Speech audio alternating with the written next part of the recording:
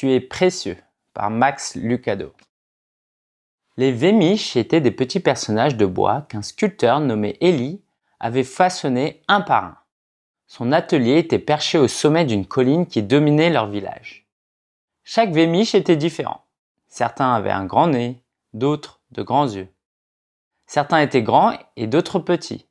Certains portaient un chapeau, d'autres un manteau. Mais ils avaient tous été sculptés par le même artisan. Et ils habitaient tous dans le même village. Et tous les jours, du matin au soir, les Vémiches faisaient la même chose. Ils se donnaient des gommettes. Chaque Vémiche possédait une boîte de gommettes avec des étoiles dorées et une boîte de gommettes avec des ronds gris. Parcourant le village de long en large, les gens passaient leur journée à se coller des étoiles et des ronds les uns sur les autres. Ceux qui étaient beaux avec le bois lisse et une belle peinture recevaient toujours des étoiles.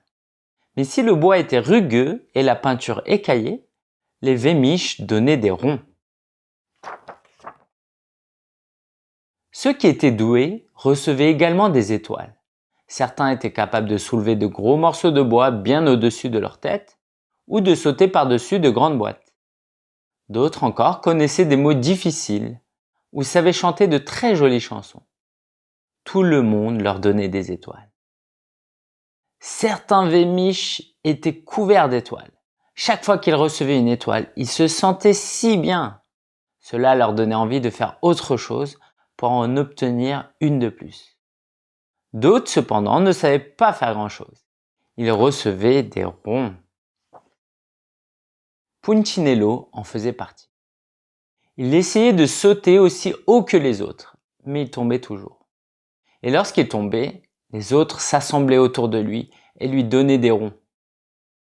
Parfois, quand il tombait, son bois s'éraflait et les gens lui donnaient encore plus de ronds. Au bout de quelque temps, il avait tellement de ronds sur lui qu'il n'osait plus sortir. Il avait peur de faire des bêtises. Comment oublier son chapeau ou marcher dans une flaque d'eau et qu'ensuite les gens lui donnent un rond de plus? En fait, il avait tellement de ronds gris que des gens s'approchaient et lui en donnaient sans raison particulière. Il mérite beaucoup de ronds, s'accordaient à dire les autres personnages de bois. Il n'est pas un bon Vémiche. Petit à petit, Punchinello les a crus. Je ne suis pas un bon Vémiche, disait-il. Les rares fois où il sortait, il retrouvait d'autres Vémiches qui avaient beaucoup de ronds. Il se sentait mieux en leur compagnie. Un jour, il rencontra une Vémiche pas comme les autres.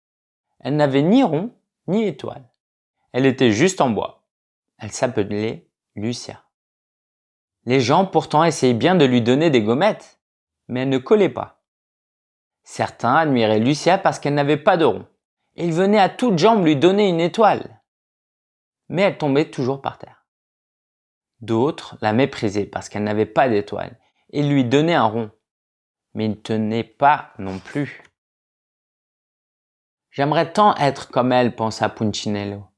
Je ne veux pas qu'on me note. Alors il demanda à la Vémiche sans gommette comment elle s'y prenait. C'est simple, répondit Lucia. Tous les jours, je vais voir Élie. Élie? Oui, Élie, le sculpteur. Je reste assise auprès de lui dans son atelier. Pourquoi? Et si tu allais le voir toi-même? Monte sur la colline. Il est là. Et sur ces mots, la Vémiche qui n'avait pas de gommette repartit en sautillant. Mais voudra-t-il bien me voir? Cria Punchinello. Mais Lucia ne l'entendit pas. Alors Punchinello rentra chez lui. Il s'assit devant une fenêtre et regarda les personnages en bois, qui couraient de l'un à l'autre pour se donner des étoiles et des ronds. Ce n'est pas juste, marmonna-t-il, et il décida d'aller voir Élie.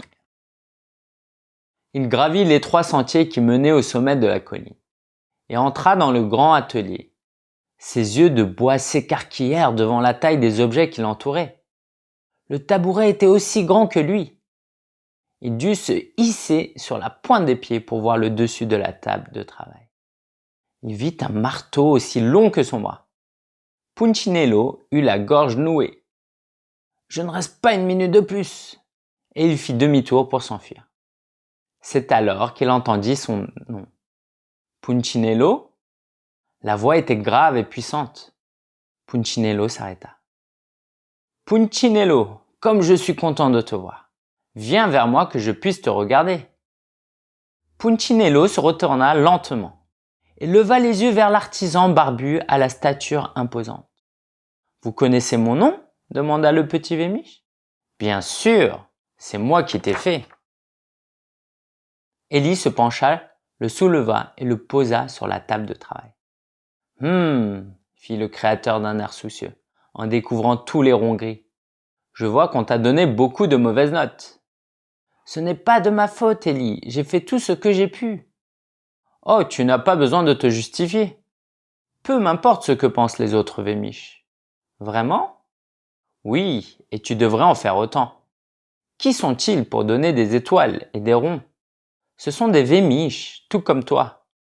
Ce qu'ils pensent ne compte pas, Punchinello. Tout ce qui compte, c'est ce que moi je pense. Et tu as une grande valeur pour moi. Voilà ce que je pense. Punchinello se mit à rire. Moi? Une grande valeur? Mais en quoi?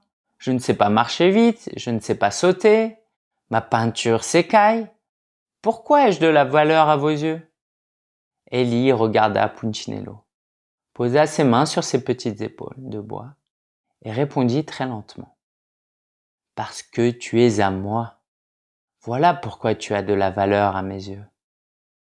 Punchinello n'aurait jamais imaginé que quelqu'un le regarderait comme cela. Encore moins son créateur. Il ne sut plus quoi dire.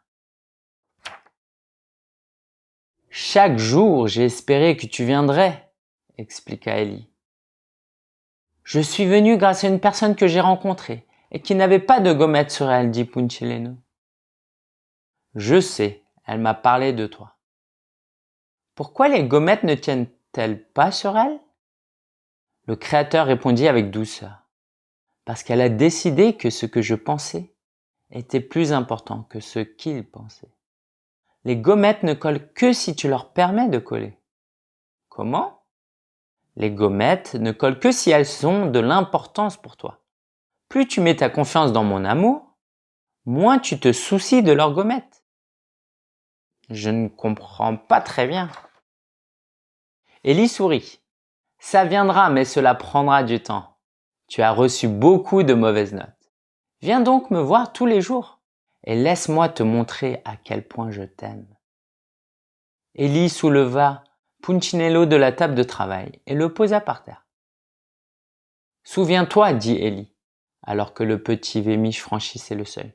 Tu as une grande valeur, parce que c'est moi qui t'ai créé, et je ne fais pas d'erreur. Punchinello ne s'arrêta pas, mais au fond de son cœur, il réfléchit. Je crois qu'il pense vraiment ce qu'il dit. Et à ce moment-là, un rond gris tomba par terre.